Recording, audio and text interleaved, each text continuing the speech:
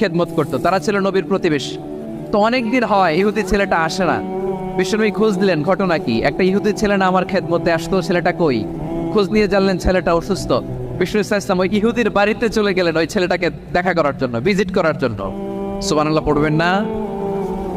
গেলেন, যে দেখে ইহুদি ছেলেটা মুমূর্ষ, যান যান যায় যায় ভাব, বিছানায় পড়ে আছে, তার বাবা দাঁড়ানো। বিশ্বনবী তার মাথার পাশে বসলেন, মাথায় হাত বুলিয়ে দিলেন, আর ছেলেটাকে বললেন, আসলিম, হে ইহুদি ছেলে, আসলিম, ইসলাম ধর্ম গ্রহণ করো। তো ছোট্ট ছেলে ভাবে আমরা ইহুদি, এখন ইসলাম ধর্ম গ্রহণ করলে আব্বা যদি বকা দেয়। ফানাযারা ইলা ওয়াজহি আবি, ছেলেটা তার বাবার চেহারার দিকে তাকালো, দেখি আব্বা কি কয়। আব্বা যদি বলে তাইলে ইসলাম ধর্ম গ্রহণ করবো। ইহুদি ছেলেটা তার বাবার দিকে যখন তাকালো, ওর বাবা বলে, আতিয়া আবুল কাসিম, আবুল কাসিম যা বলে তাই করো।